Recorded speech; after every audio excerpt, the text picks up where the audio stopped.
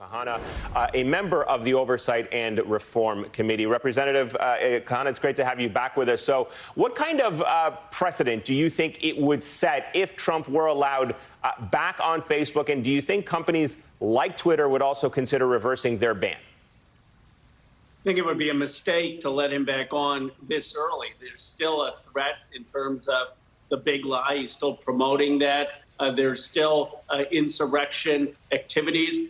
If they want to reconsider it down the line and don't want to have a precedent of a lifetime ban, that's one thing. But a few months after the January 6th incident just seems too soon to me. And I do think it would allow him back on in a way that could be dangerous. Is there a way, you think, Congressman, for the former president to be allowed back onto Facebook, but at the same time mitigating or moderating the threat that you think he poses? Do they block certain posts, for example, that don't meet their standards like they would for ordinary users?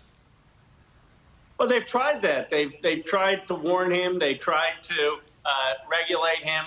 And what happened on January 6th crossed the line. I'm not saying that there should necessarily be a lifetime ban, because I do take deplatforming very seriously, and you don't want to see a precedent of millions of people being deplatformed. But it's only been a few months since January 6th. At the very least, there should be a ban until the situation quiets down. And you just today or yesterday had the president out there still talking about the big lie. So there has been no reflection, introspection, or change in his posture.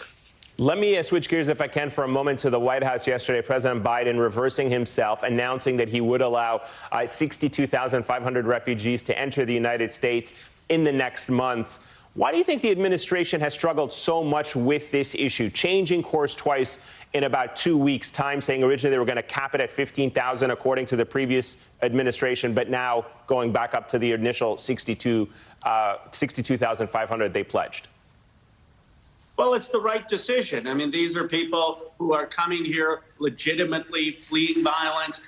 And the reason it was a challenge is the system they had inherited. There was no provision in terms of taking care or processing refugees. It was a complete mess. They've now started to get the system under control. As you know, children that are being detained now have dropped dramatically. They have a better handle on the situation. And so I think the president felt comfortable in keeping the commitment that he had made.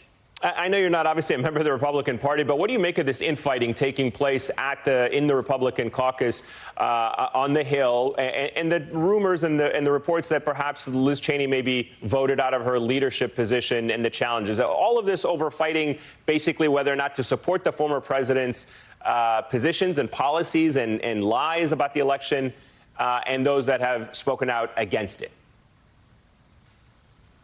It's really unfortunate. I mean, look, I disagree with Representative Cheney on so many issues of foreign policy, but this idea that she would be ousted from leadership simply because he was willing to say that Joe Biden is the legitimately elected president of the United States just shows the identity crisis that the Republican Party has. I mean, they still are split over whether Joe Biden is a legitimate president. And until they can resolve that question and recognize the president, there's little hope for progress. People keep saying about bipartisanship. How is the president supposed to be bipartisan when half the Republicans in the House don't recognize him as a legitimate president? And Congressman, let me finally ask you about the situation in India, the coronavirus pandemic there. You are vice chair of the Congressional India Caucus and a major proponent of loosening patent restrictions on vaccines.